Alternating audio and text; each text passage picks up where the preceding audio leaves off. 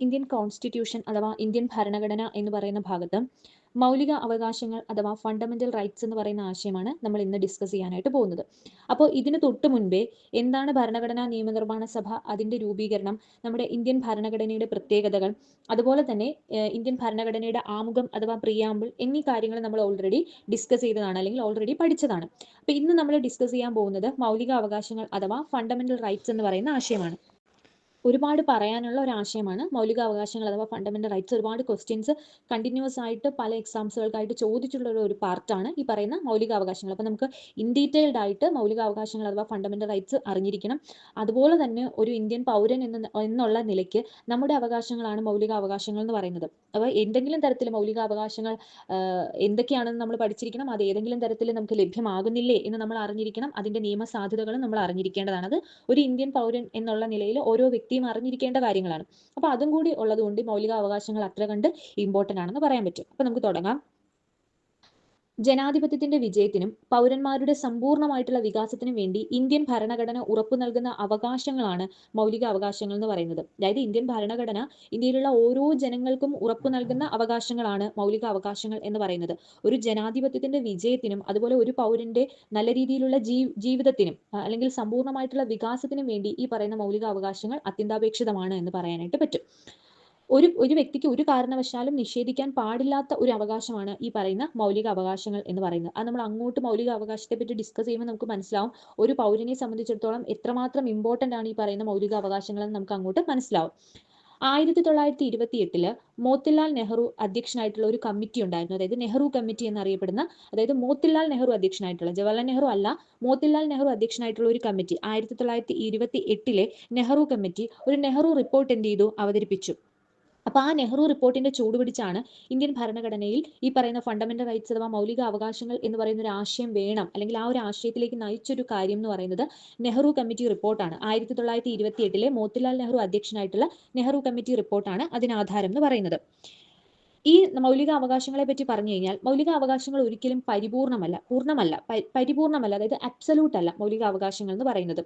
Okay, അതുപോലെ മൗലിക അവകാശങ്ങൾ എന്ന് പറയുന്നത് അനിയന്ത്രിതമല്ല.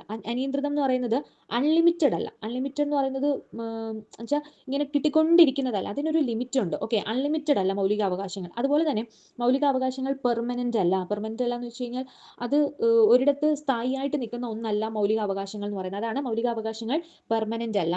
ഇനി മൗലിക അവകാശങ്ങൾ എന്താണ്? അമെൻഡബിൾ ആണ്. മൗലിക അവകാശങ്ങളിൽ നമുക്ക് ഭേദഗതികൾ വരുത്താനായിട്ട് പറ്റും, അതായത് മാറ്റങ്ങൾ വരുത്താനായിട്ട് പറ്റും. അങ്ങോട്ട് പോകുമ്പോൾ നമുക്ക് മനസ്സിലാവും മൗലിക അവകാശങ്ങളിൽ ഉണ്ടായ അമെൻമെന്റുകൾ അല്ലെങ്കിൽ ഭേദഗതികൾ എന്തൊക്കെയാണെന്ന് നമുക്ക് മനസ്സിലാവും. അതുപോലെ തന്നെ മൗലികാവകാശത്തിന്റെ മറ്റൊരു പ്രത്യേകത, അത് ജസ്റ്റിസിബിൾ ആണ് മീൻസ് നിയമം മൂലം നമുക്ക് നേടിയെടുക്കാൻ പറ്റുന്നതാണ് എന്നുള്ളത്. അതെന്താണെന്ന് വെച്ച് കഴിഞ്ഞാൽ നമ്മൾ നേരത്തെ പറഞ്ഞ പോലെ ഒരു വ്യക്തിക്ക് ഒരു കാരണവശാലും നിഷേധിക്കാൻ പറ്റാത്ത കുറെ കാര്യങ്ങളാണ് ഉൾപ്പെടുന്നതാണ് മൗലികാവകാശങ്ങൾ എന്ന് പറയുന്നത്. അപ്പോൾ ഏതെങ്കിലും ഒരു കാരണവശാൽ ഒരു ഇന്ത്യൻ പൗരന് ഈ പറയുന്ന മൗലികാവകാശങ്ങൾ, നമ്മൾ ഇനി പറയാൻ പോകുന്ന മൗലികാവകാശങ്ങൾ നിഷേധിക്കപ്പെട്ട് കഴിഞ്ഞാൽ ആ നിഷേധിക്കപ്പെട്ടു എന്ന കാരണത്താൽ അവന് കോടതിയെ എന്ത് ചെയ്യാം, സമീപിച്ചിട്ട് എനിക്ക് ഈ പറയുന്ന മൗലികാവകാശം നിഷേധിക്കപ്പെട്ടു, അതെനിക്ക് നേടിയെടുത്ത് തന്നേ പറ്റൂ എന്ന് കോടതിയോട് എന്ത് ചെയ്യാം, അവന് അപേക്ഷിക്കാം, അല്ലെ അവന് പറയാം, സമീപിക്കാനായിട്ട് പറ്റും. അപേക്ഷിക്കുകയല്ല, പോയി സമീപിക്കാനായിട്ട് പറ്റും. അത്തരത്തിൽ നിയമം മൂലം നേടിയെടുക്കാൻ പറ്റുന്നതാണ് ഈ പറയുന്ന മൗലികാവകാശങ്ങൾ. ജസ്റ്റിസിബിൾ ആണ്. നമ്മൾ നേരത്തെ പ്രിയാമ്പിൾ പഠിച്ച സമയത്ത് പറഞ്ഞു, പ്രിയാമ്പിൾ എന്ന് പറയുന്നത് നോൺ ജസ്റ്റിസിബിൾ ആണ്, നിയമം മൂലം നേടിയെടുക്കാനായിട്ട് പറ്റില്ല. കാരണം പ്രിയാമ്പിളിൽ പറയുന്ന ഒരു കാര്യം ഒരു ഇന്ത്യൻ പൗരന് നിഷേധിക്കപ്പെട്ടു എന്ന് കരുതി ആ ഇന്ത്യൻ പൗരന് പ്രിയാമ്പിൾ ഇത് പറഞ്ഞിട്ടുണ്ടല്ലോ എന്ന് കരുതി കോടതിയെ സമീപിക്കാനൊന്നും പറ്റില്ല. പക്ഷേ ഫണ്ടമെന്റൽ റൈറ്റ്സിന്റെ ഒരു കാര്യം എന്ന് പറയുന്നത് ഇത് ഓരോ ഇന്ത്യൻ പൗരനും കിട്ടേണ്ട അവകാശമാണ്, നിഷേധിക്കാൻ പാടില്ലാത്ത അവകാശമാണ്. അപ്പോൾ അത് നിഷേധിച്ചു കഴിഞ്ഞാൽ കോടതിയെ സമീപിക്കാനായിട്ട് പറ്റും. അത് ജസ്റ്റിസിബിൾ ആണ്. അത് വളരെ ഇമ്പോർട്ടന്റ് ആയിട്ടുള്ള ഒരു പോയിന്റ് ആണെന്ന് പറയാൻ പറ്റും. അതായത് മൗലികാവകാശങ്ങൾ ലംഘിക്കപ്പെടുകയാണെങ്കിൽ പൗരന് എവിടെ പോവാം? സുപ്രീം കോടതിയോ അല്ലെങ്കിൽ ഹൈക്കോടതിയോ ഒക്കെ സമീപിക്കാവുന്നതാണ്. അത്തരം സന്ദർഭങ്ങളിൽ കോടതിക്ക് എന്ത് ചെയ്യാം? ഒരു പൗരന്റെ അവകാശ സംരക്ഷണത്തിനായിട്ട് ഉത്തരവുകൾ പുറപ്പെടുവിക്കാനുള്ള അവകാശം ഭരണഘടന തന്നെ എന്ത് ചെയ്യുന്നുണ്ട്? ഉറപ്പ് നൽകുന്നുണ്ട്.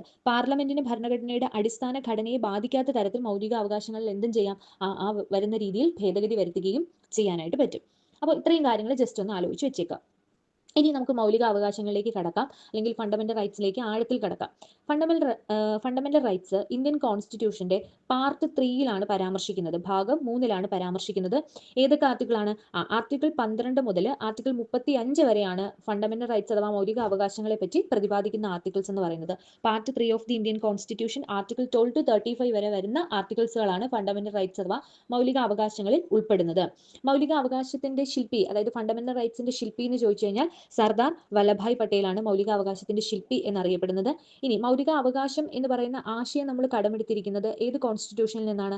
അമേരിക്കൻ കോൺസ്റ്റിറ്റ്യൂഷനിൽ നിന്നാണ്. അതായത് അമേരിക്കൻ കോൺസ്റ്റിറ്റ്യൂഷന്റെ ബിൽ ഓഫ് റൈറ്റ്സ് എന്ന് പറയുന്ന അവരുടെ കോൺസ്റ്റിറ്റ്യൂഷനിൽ നിന്നാണ് നമ്മൾ ഈ പറയുന്ന ഫണ്ടമെന്റൽ റൈറ്റ്സ് അഥവാ മൗലിക അവകാശങ്ങൾ എന്ന് പറയുന്ന ആശയം നമ്മൾ ഇന്ത്യയിലേക്ക് കടമെടുത്തിരിക്കുന്നത്. അതുപോലെ തന്നെ മൗലിക അവകാശത്തിന്റെ സംരക്ഷകൻ അല്ലെങ്കിൽ ഫണ്ടമെന്റൽ റൈറ്റ്സിന്റെ സംരക്ഷകൻ എന്ന് പറയുന്നത് സുപ്രീം കോടതിയാണ്. ഒരു കാരണവശാലും മൗലികാവകാശം നിഷേധിക്കപ്പെട്ടു കഴിഞ്ഞാൽ സുപ്രീം കോടതിയോ അല്ലെങ്കിൽ ഹൈക്കോടതിയൊക്കെയാണ് അത് സംരക്ഷിച്ചു നിർത്തേണ്ടത്. അപ്പോൾ സുപ്രീം കോടതിയാണ് മൗലികാവകാശത്തിന്റെ സംരക്ഷകൻ എന്ന് അറിയപ്പെടുന്നത്. ഇനി അതുപോലെ തന്നെ മൗലിക അവകാശത്തിന്മേൽ നിയന്ത്രണം കൊണ്ടുവരാനായിട്ട് ആർക്ക് സാധിക്കും? പാർലമെന്റിന് സാധിക്കും. മൗലിക അവകാശത്തിന് മേൽ എന്തെങ്കിലും തരത്തിലുള്ള നിയന്ത്രണം കൊണ്ടുവരണമെങ്കിൽ ആ നിയന്ത്രണം കൊണ്ടുവരുന്നത് ആരാണ്? പാർലമെന്റ് ആണ്. അതാണ് നമ്മൾ നേരത്തെ പറഞ്ഞത്. പാർലമെന്റിന് ഭരണഘടനയുടെ അടിസ്ഥാന ഘടനയെ ബാധിക്കാത്ത തരത്തിൽ മൗലിക അവകാശത്തിൽ എന്ത് ചെയ്യാം? ഭേദഗതികൾ ചെയ്യാം. പക്ഷെ അങ്ങനെ ഭേദഗതി ചെയ്തു അല്ലെങ്കിൽ മാറ്റങ്ങൾ വരുത്തി എന്ന് കരുതി ഭരണഘടനയിൽ വലിയ രീതിയിലുള്ള മാറ്റങ്ങൾ അത് ഉണ്ടാക്കരുത്. അങ്ങനെ ഭരണഘടനയിൽ വലിയ രീതിയിൽ മാറ്റങ്ങൾ ഉണ്ടാകാത്ത രീതിയിൽ മൗലിക അവകാശങ്ങളെ മാറ്റാൻ ആർക്ക് പറ്റും? പാർലമെന്റിന് കഴിയും എന്നാണ് പറയുന്നത്. ഇനി നമ്മൾ ഒരുപാട് മൗലികാവകാശങ്ങൾ ഉണ്ടെന്ന് പറഞ്ഞു. ആർട്ടിക്കിൾ 12 മുതൽ ആർട്ടിക്കിൾ 35 വരെ, ആർട്ടിക്കിൾ 12 to 35 വരെ വരുന്ന ആർട്ടിക്കിൾസുകൾ മൗലികാവകാശത്തെ പറ്റി അല്ലെങ്കിൽ ഫണ്ടമെന്റൽ റൈറ്റ്സുകളെ പറ്റി പരാമർശിക്കുന്ന ആർട്ടിക്കിളുകളാണ്. ആ ആർട്ടിക്കിളുകളിൽ അബ്സല്യൂട്ട് ആയിട്ടുള്ള ആർട്ടിക്കിൾ ഉണ്ട്. അപ്പൊ നമ്മൾ ആദ്യം മൗലികാവകാശത്തെ പറ്റി പരാമർശിച്ചപ്പോൾ നമ്മൾ പറഞ്ഞൊരു വിശേഷണമാണ് മൗലികാവകാശങ്ങൾ എന്തല്ല? അബ്സല്യൂട്ട് അല്ല, അതായത് പരിപൂർണമല്ല എന്ന് നമ്മൾ പരാമർശിച്ചു അല്ലെ, ആദ്യം പറഞ്ഞു. എന്നാൽ അബ്സല്യൂട്ട് ആയ ആർട്ടിക്കിളുകളുണ്ട്, അതായത് അബ്സല്യൂട്ട് ആയ മൗലിക അവകാശങ്ങളുണ്ട്. ആ മൗലിക അവകാശങ്ങൾ ഉൾപ്പെടുന്ന ആർട്ടിക്കിൾ ഏതാണ്? Article 17, article 24. ഈ രണ്ട് ആർട്ടിക്കിളും എന്താണ്? അബ്സല്യൂട്ട് ആണ്. അബ്സല്യൂട്ട് ആണെന്ന് വെച്ച് കഴിഞ്ഞാൽ പരിപൂർണമാണ്. അതായത് പരിപൂർണം എന്ന് പറഞ്ഞാൽ പൂർണ്ണമാണത്, കംപ്ലീറ്റ് ആയിട്ട് അത് അങ്ങനെ തന്നെയാണ് ഇരിക്കുന്നത്. അതായത് ആർട്ടിക്കിൾ 17 ആർട്ടിക്കിൾ 24 അത് നമ്മൾ ഈ ആർട്ടിക്കിളിനെ പറ്റി കൂടുതൽ പറയുമ്പോൾ അത് എന്താണെന്നൊക്കെ ഉള്ളത് പറയും. അപ്പൊ ആർട്ടിക്കിൾ 17 ആർട്ടിക്കിൾ 24 അബ്സല്യൂട്ട് ആയിട്ടുള്ള ആർട്ടിക്കിളാണ്. എന്നാൽ മൊത്തത്തിൽ മൗലിക അവകാശങ്ങളെ നോക്കുന്ന സമയത്ത് നമുക്ക് വിശേഷിപ്പിക്കാൻ പറ്റുന്നത് പരിപൂർണമല്ല, അബ്സല്യൂട്ട് അല്ല മൗലിക അവകാശങ്ങൾ എന്നാണ്. എന്നിരുന്നാൽ തന്നെയും അതിനകത്ത് രണ്ട് ആർട്ടിക്കിൾ ആയിട്ടുള്ള ആർട്ടിക്കിൾ 17 24 അബ്സല്യൂട്ട് ആയ ആർട്ടിക്കിൾസുകളാണ്. ഇനി മൗലിക അവകാശങ്ങൾക്ക് ഭേദഗതി വരുത്താമെന്ന് നമ്മൾ പറഞ്ഞു. കാരണം നമ്മൾ നേരത്തെ പ്രിയാമ്പിളിന്റെ കേസൊക്കെ പറഞ്ഞപ്പോൾ ബാർബാരി കേസും അതുപോലെ തന്നെ ഈ പറയുന്ന കേശവാനന്ദ ഭാരതി വേഴ്സസ് കേരള സ്റ്റേറ്റ് എന്ന് പറയുന്ന കേസൊക്കെ നമ്മൾ പറഞ്ഞു. അപ്പോൾ അതിന്റെ പേരിലാണ് പ്രിയാമ്പിൾ ഇന്ത്യൻ കോൺസ്റ്റിറ്റ്യൂഷന്റെ ഭാഗമായി മാറിയതും അതിനകത്ത് ഭേദഗതികൾ വരുത്താം അല്ലെങ്കിൽ അമെൻഡബിൾ ആണ് എന്നൊക്കെ ഉള്ള കാര്യങ്ങളും ഒക്കെ പറഞ്ഞു. എന്നാൽ ഫണ്ടമെന്റൽ റൈറ്റ്സിലും ഇതുപോലെ ഭേദഗതികൾ അല്ലെങ്കിൽ മാറ്റങ്ങൾ വരുത്താനായിട്ട് പറ്റും. പാർലമെന്റിന് അധികാരമുണ്ട്. അപ്പോൾ ഇത്തരത്തിൽ ഫണ്ടമെന്റൽ റൈറ്റ്സിന് ഭേദഗതികൾ വരുത്താം അല്ലെങ്കിൽ അമെൻഡ് ചെയ്യാൻ പറ്റും എന്ന് പറഞ്ഞ അല്ലെങ്കിൽ അതിന് കാരണമായ ഒരു കേസുണ്ട്. ആ കേസിന് പറയുന്ന പേരാണ് ഗോലക്നാഥ് കേസ് എന്ന് പറയുന്നത്. അപ്പോൾ ഗോലക്നാഥ് കേസിന്റെ ഫലമായിട്ടാണ് മൗലിക അവകാശങ്ങൾക്ക് മേലുള്ള ഭേദഗതികൾക്ക് കാരണമായ കേസ് എന്ന് പറയുന്നത് ഏതാണ്? ഗോലക്നാഥ് കേസാണ്. അപ്പോൾ ഗോലക്നാഥ് കേസ് പ്രകാരമാണ് മൗലിക അവകാശങ്ങൾ അമെൻഡബിൾ ആണ് എന്നുള്ള വാദത്തിലേക്ക് എത്തിയതെന്ന് പറയുന്നത്. അപ്പോൾ ഇത്രയും കാര്യങ്ങളാണ് നമ്മുടെ മൗലിക അവകാശങ്ങളെ പറ്റി ജനറൽ ആയിട്ട് അറിഞ്ഞിരിക്കേണ്ടത്. ഇനി നമ്മുടെ ഇന്ത്യയിലെ മൗലിക അവകാശങ്ങൾക്കുള്ള വിശേഷണങ്ങൾ ഏതൊക്കെയാണെന്ന് നോക്കാം. നമ്മുടെ ഭരണഘടനയുടെ ആണിക്കല്ല്, അതുപോലെ ഇന്ത്യയുടെ മാഗ്ന കാർട്ട, സ്വാതന്ത്ര്യത്തിന്റെ വിളക്കുകൾ എന്നീ വിശേഷണങ്ങളൊക്കെ ഉള്ളതാണ് മൗലിക അവകാശങ്ങൾ. അതായത് ഭരണഘടനയുടെ ആണിക്കല്ല്, കാരണം ആണിക്കല്ല് എന്ന് പറയുമ്പോൾ അത്രയും ഇമ്പോർട്ടന്റ് ആയിട്ടുള്ള ഒരു ഫാക്ടറാണ് നമ്മുടെ ഭരണഘടനയ്ക്ക് ഈ പറയുന്ന ഫണ്ടമെന്റൽ റൈറ്റ്സ് അഥവാ മൗലിക അവകാശങ്ങൾ എന്ന് പറയുന്നത്. അപ്പോൾ ഭരണഘടനയുടെ ആണിക്കല്ല്, ഇന്ത്യയുടെ മാഗ്ന കാർട്ട, അതുപോലെ സ്വാതന്ത്ര്യത്തിന്റെ വിളക്കുകൾ എന്നീ വിശേഷണങ്ങളിൽ അറിയപ്പെടുന്നതാണ് ഫണ്ടമെന്റൽ റൈറ്റ്സ് അഥവാ മൗലിക അവകാശങ്ങൾ എന്ന് പറയുന്നത്. മൗലിക അവകാശങ്ങൾ എന്ന് പറയുമ്പോൾ നമ്മൾ പറഞ്ഞതാണ് ആർട്ടിക്കിൾ 12 to 35 വരെ വരുന്ന ആർട്ടിക്കിൾസുകളാണ് മൗലിക അവകാശങ്ങളിൽ ഉൾപ്പെടുന്ന ആർട്ടിക്കിൾസ് എന്ന് പറയുന്നത്. അപ്പൊ അതിനകത്ത് ഈ പറയുന്ന മൗലിക അവകാശങ്ങൾ എല്ലാവർക്കും ലഭ്യമാണോ എന്നൊരു ചോദ്യം വരികയാണെങ്കിൽ, അതായത് മൗലിക അവകാശങ്ങൾ എല്ലാ പൗരന്മാർക്കും ലഭ്യമാണോ എന്നൊരു ചോദ്യം വരികയാണെങ്കിൽ അതിൽ എല്ലാ മൗലിക അവകാശങ്ങളും, അതായത് എല്ലാ ആർട്ടിക്കിൾസുകളും എല്ലാവർക്കും വേണ്ടിയിട്ട് പറയുന്ന ആർട്ടിക്കിൾസുകളല്ല, ചില റിസർവേഷൻസുകൾ കൊടുക്കുന്നുണ്ട്. അപ്പൊ അത് ഏതൊക്കെയാണെന്ന് നമുക്ക് മെയിൻ ആയിട്ട് നോക്കാം. അപ്പൊ ആർട്ടിക്കിൾ 14, ഇനി ആ ആർട്ടിക്കിളുകളെ പറ്റി കൂടുതൽ ഡീറ്റെയിൽഡ് ആയിട്ട് മനസ്സിലാക്കുമ്പോൾ നമുക്കത് എല്ലാവർക്കും വേണ്ടിയിട്ടുള്ളതാണോ എന്ന് നമുക്ക് പെട്ടെന്ന് റിലേറ്റ് ചെയ്യാനായിട്ട് പറ്റും. ആർട്ടിക്കിൾ 14 എന്ന് പറയുന്നത് എല്ലാവർക്കും ബാധകമായിട്ടുള്ള ആർട്ടിക്കിളാണ് ആർട്ടിക്കിൾ 14 എന്ന് പറയുന്നത്. അതായത് ഇന്ത്യയിലേക്ക് വന്ന വിദേശീയർക്ക് പോലും, അതായത് ഇന്ത്യയിൽ വന്ന് താമസിക്കുന്നവർക്കോ അല്ലെങ്കിൽ വിദേശീയർക്കോ ഒക്കെ ബാധകമായിട്ടുള്ള ആർട്ടിക്കിൾസുകളാണ് ആർട്ടിക്കിൾ 14 എന്ന് പറയുന്നത്. കാരണം എല്ലാവർക്കും ബാധകമായിട്ടുള്ള ഒരു ആർട്ടിക്കിളാണ് ആർട്ടിക്കിൾ 14. കാരണം എല്ലാവർക്കും കിട്ടും. ഈ പറയുന്ന ആർട്ടിക്കിളിലെ അവകാശം എല്ലാവർക്കും കിട്ടത്തക്ക രീതിയിലാണ് ക്രിയേറ്റ് ചെയ്തിരിക്കുന്നത്. അതേസമയം ആർട്ടിക്കിൾ 15 മുതൽ ആർട്ടിക്കിൾ 19 വരെ എല്ലാവർക്കും ഉള്ളതല്ല. അതായത് ഇന്ത്യയിൽ വരുന്ന വിദേശ പൗരന്മാർക്ക് എന്നും ഉപയോഗിക്കാനായിട്ട് പറ്റാത്ത ആർട്ടിക്കിൾസുകളാണ്. ആർട്ടിക്കിൾ 15 മുതൽ 19 വരെയുള്ള ആർട്ടിക്കിൾസുകൾ എല്ലാവർക്കും ബാധകമായിട്ടുള്ള ഒരു ആർട്ടിക്കിൾസ് അല്ല, അല്ലെങ്കിൽ എല്ലാവർക്കും കിട്ടുന്ന ആർട്ടിക്കിൾസുകളല്ല. ഇനി ആർട്ടിക്കിൾ 20 മുതൽ 28 വരെയുള്ള ആർട്ടിക്കിൾസുകൾ ഇന്ത്യയിലുള്ള എല്ലാവർക്കും കിട്ടുന്നതാണ്. ഇന്ത്യയിലുള്ളവർക്കും ഇന്ത്യയിലേക്ക് വരുന്ന വിദേശീയർക്കും എല്ലാവർക്കും കിട്ടുന്നതാണ് ആർട്ടിക്കിൾ 20 മുതൽ 28 വരെയുള്ള ആർട്ടിക്കിൾസ് എന്ന് പറയുന്നത്. ഇനി ആർട്ടിക്കിൾ 29, 30 ആർട്ടിക്കിൾ എന്ന് പറയുന്നതും ഇന്ത്യയിലുള്ള എല്ലാവർക്കും കിട്ടുന്നതല്ല, മറിച്ച് വിദേശീയർക്ക് കിട്ടുന്നതല്ല. ഈ പറയുന്ന ആർട്ടിക്കിൾ 29ന്റെയും 30ന്റെയും ഗുണങ്ങൾ വിദേശീയർക്ക് കിട്ടത്തില്ല. അത് മാത്രമല്ല, ഇന്ത്യയിൽ തന്നെയുള്ള ഇന്ത്യൻ പൗരന്മാർക്ക് പോലും എല്ലാവർക്കും കിട്ടുന്നതല്ല. കാരണം അത് കുറച്ച് റിസർവേഷൻസിന്റെ കാര്യങ്ങൾ പറയുന്നതാണ്. അപ്പൊ ന്യൂനപക്ഷ വിഭാഗത്തെ പറ്റി മെൻഷൻ ചെയ്യുന്നതാണ്. അപ്പൊ അതുകൊണ്ട് ആർട്ടിക്കിൾ 29, 30 എല്ലാവർക്കും കിട്ടുന്ന, അതായത് എല്ലാ പൗരന്മാർക്കും കിട്ടുന്ന ഒരു ആർട്ടിക്കിൾ അല്ല എന്ന് പറയാൻ പറ്റും. ഓക്കെ, ഇനി നമ്മുടെ സ്വാഭാവികമായിട്ടുള്ള ഒരു ക്വസ്റ്റ്യൻ ആയിരിക്കും, വോട്ടവകാശം ഒരു മൗലിക അവകാശമാണോ എന്നുള്ളൊരു ക്വസ്റ്റ്യൻ. അതായത് വോട്ടവകാശം എന്ന് പറയുന്നത് ഒരു മൗലിക അവകാശമല്ല. കാരണം മൗലിക അവകാശങ്ങളുടെ ഭാഗം നമ്മൾ പഠിക്കുമ്പോൾ നമുക്ക് മനസ്സിലാവും, മൗലിക അവകാശങ്ങളിൽ എവിടെയും വോട്ടവകാശം ഒരു മൗലിക അവകാശമാണ് എന്ന് മെൻഷൻ ചെയ്തിട്ടില്ല. അതായത് വോട്ടവകാശത്തെ പറ്റി ഈ പറയുന്ന മൗലിക അവകാശങ്ങളുടെ ഭാഗത്തൊന്നും തന്നെ പറഞ്ഞു കേട്ടിട്ടില്ല. അപ്പൊ അതുകൊണ്ട് തന്നെ വോട്ടവകാശം എന്തല്ല, വോട്ടവകാശം ഒരു മൗലിക അവകാശമല്ല എന്ന് പറയാൻ പറ്റും. അതേസമയം ഒരു വ്യക്തിയുടെ, ഒരു പൗരന്റെ സ്വകാര്യത, അവന്റെ ഇന്റർനെറ്റ് ഉപയോഗിക്കേണ്ട ആവശ്യകത, അതായത് സ്വകാര്യത, ഇന്റർനെറ്റ്, ഇത് ഒരു വ്യക്തിയെ സംബന്ധിച്ചിടത്തോളം അവന് നെസസിറ്റി ആയിട്ടുള്ള കാര്യങ്ങളാണ്. അവന് നെസസറി ആയിട്ട് വേണ്ട കാര്യമാണ് അവന്റെ സ്വകാര്യതയും അവന്റെ ഇന്റർനെറ്റും ഇപ്പോൾ. അപ്പൊ അതുകൊണ്ട് തന്നെ സ്വകാര്യതയും ഇന്റർനെറ്റും മൗലിക അവകാശങ്ങളിൽ ഉൾപ്പെടുന്നതാണ്. എന്നാൽ വോട്ടവകാശം എന്തല്ല, ഫണ്ടമെന്റൽ റൈറ്റ് അല്ല, മൗലിക അവകാശമല്ല. ഫണ്ടമെന്റൽ റൈറ്റ് സബ് കമ്മിറ്റി എന്ന് പറയുന്ന ഒരു കമ്മിറ്റി ഉണ്ട് എന്ന് പറഞ്ഞു. കാരണം നമ്മൾ ഡ്രാഫ്റ്റിംഗ് കമ്മിറ്റി, അങ്ങനെ വിവിധങ്ങളായിട്ടുള്ള കമ്മിറ്റീസുകളെ പറ്റി പഠിച്ചപ്പോൾ നമ്മൾ പറഞ്ഞതാണ് ഫണ്ടമെന്റൽ റൈറ്റ് സബ് കമ്മിറ്റി. അപ്പോൾ ഫണ്ടമെന്റൽ റൈറ്റ് സബ് കമ്മിറ്റിയുടെ അധ്യക്ഷൻ എന്ന് പറയുന്നത് JB കൃപലാനിയാണ്. അപ്പോൾ ഫണ്ടമെന്റൽ റൈറ്റ് സബ് കമ്മിറ്റി അധ്യക്ഷൻ എന്ന് പറയുന്നത് JB കൃപലാനിയാണ്. അപ്പോൾ അത് ഓർത്തു വെച്ചിരിക്കുക. ഇനി നമ്മുടെ ഇന്ത്യൻ കോൺസ്റ്റിറ്റ്യൂഷൻ നിലവിൽ വരികയാണ്. അപ്പോൾ ഇന്ത്യൻ കോൺസ്റ്റിറ്റ്യൂഷൻ നിലവിൽ വരുന്ന സമയത്ത് 7 ഫണ്ടമെന്റൽ റൈറ്റ്സ് അഥവാ 7 മൗലികാവകാശങ്ങളായിരുന്നു ഉണ്ടായിരുന്നത്.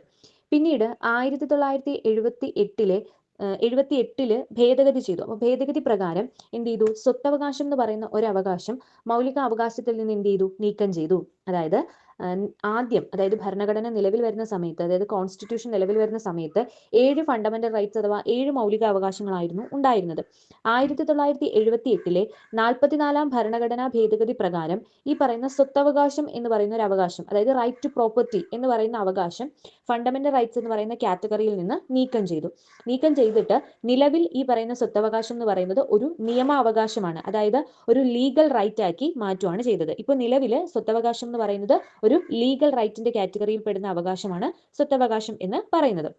അപ്പൊ ഈ 44-ാം ഭരണഘടനാ ഭേദഗതി, 1978 നടന്ന 44-ാം ഭരണഘടനാ ഭേദഗതി പ്രകാരം ആണ് സ്വത്തവകാശം മൗലികാവകാശത്തിൽ നിന്ന് നീക്കം ചെയ്യുകയും തുടർന്ന് 7 ഫണ്ടമെന്റൽ റൈറ്റ്സ് എന്നുള്ളത് മാറി 1978 ശേഷം 6 ഫണ്ടമെന്റൽ റൈറ്റ്സ് ആയിട്ട് ചുരുങ്ങുകയാണ് ചെയ്തത്. അപ്പൊ ഈ ഭേദഗതി നടക്കുന്ന സമയത്ത്, 44-ാം ഭരണഘടനാ ഭേദഗതി നടക്കുന്ന സമയത്ത് പ്രൈം മിനിസ്റ്റർ എന്ന് പറയുന്നത്, പ്രധാനമന്ത്രി എന്ന് പറയുന്നത് മൊറാർജി ദേശായി ആയിരുന്നു. പ്രസിഡന്റ് എന്ന് പറയുന്നത് നീലം സഞ്ജീവ റെഡ്ഡി ആയിരുന്നു.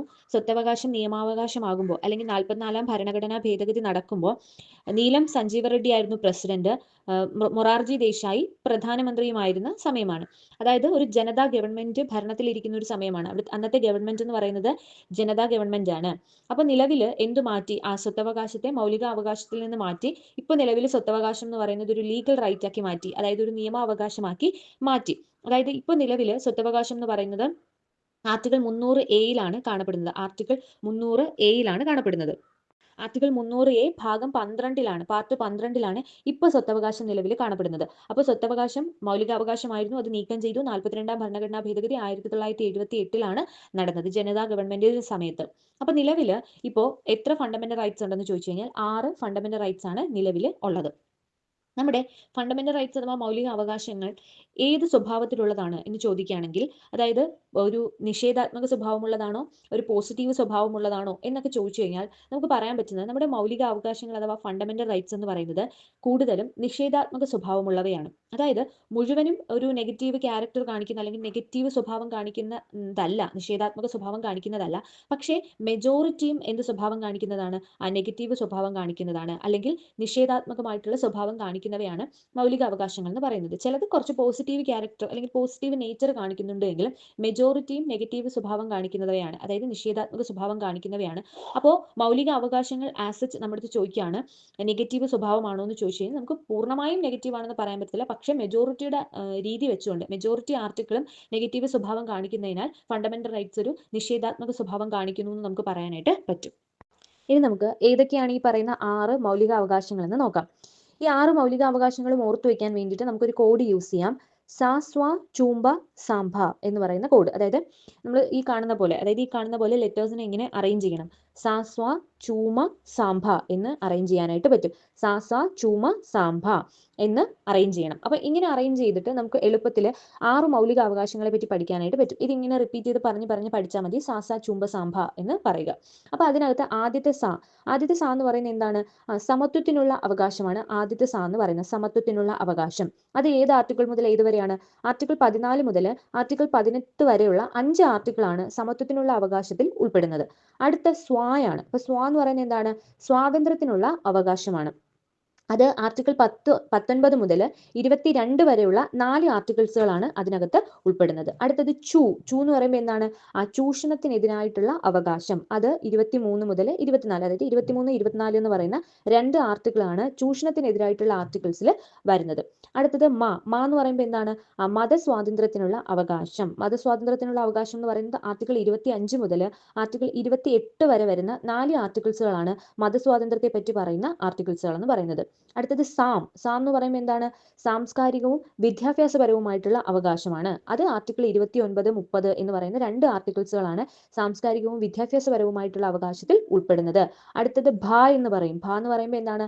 ഭരണഘടനാപരമായ പ്രതിവിധിക്കുള്ള അവകാശം, അല്ലെങ്കിൽ ഭരണഘടനാപരമായിട്ടുള്ള പ്രതിവിധിക്കായിട്ടുള്ള അവകാശം എന്ന് പറയുന്നത് അത് ആർട്ടിക്കിൾ 32 മുതൽ 35 വരെ വരുന്ന 4 ആർട്ടിക്കിൾസ് ആണ് ഭരണഘടനാപരമായിട്ടുള്ള പ്രതിവിധിക്കുള്ള അവകാശം എന്ന് പറയുന്ന ആർട്ടിക്കിൾസിൽ വരുന്നത്. അപ്പൊ ഇതാണ് 6 മൗലിക അവകാശങ്ങൾ എളുപ്പത്തിൽ നമുക്ക് പഠിച്ചിരിക്കാനായിട്ട് പറ്റുന്നത്. മൗലിക അവകാശങ്ങളുമായിട്ട് ബന്ധപ്പെട്ട് നടന്ന കോൺഗ്രസ് 1731 കറാച്ചി സമ്മേളനമാണ്. അത് എഴുതി തയ്യാറാക്കിയത് ജവഹർലാൽ നെഹ്റു ആണ്. അധ്യക്ഷനായിട്ട് നിന്നത് സർദാർ വല്ലഭായ് പട്ടേലാണ്. അതുകൂടി ഒന്ന് ഓർത്തു വെച്ചേക്കുക. 1731 കറാച്ചി സമ്മേളനത്തിന്റെ ഭാഗമായിട്ടാണ് മൗലികാവകാശങ്ങൾ എന്ന് പറയുന്ന ആ ഒരു ആശയം വരണം എന്ന് കാരണമായ കോൺഗ്രസ് സമ്മേളനമാണ് 1731 കറാച്ചി സമ്മേളനം. അധ്യക്ഷൻ എന്ന് പറയുന്നത് സർദാർ വല്ലഭായ് പട്ടേലാണ്. ഇനി നമുക്ക് ഓരോ അവകാശങ്ങളെ പറ്റിയിട്ടും അല്ലെങ്കിൽ ഓരോ മൗലിക അവകാശങ്ങളെ പറ്റിയിട്ടും ഇൻ ഡീറ്റെയിൽഡ് ആയിട്ട് നോക്കാം. അതിൽ ആർട്ടിക്കിൾ 12 എന്ന് പറയുമ്പോൾ ഒരു സ്റ്റേറ്റ് എങ്ങനെ ആയിരിക്കണം എന്നുള്ള ആശയത്തെപ്പറ്റി പറയുന്നതാണ് ആർട്ടിക്കിൾ 12 എന്ന് പറയുന്നത്. ഒരു സ്റ്റേറ്റ് എങ്ങനെ ആയിരിക്കണം എന്ന് മെൻഷൻ ചെയ്യുന്നതാണ് ആർട്ടിക്കിൾ 12.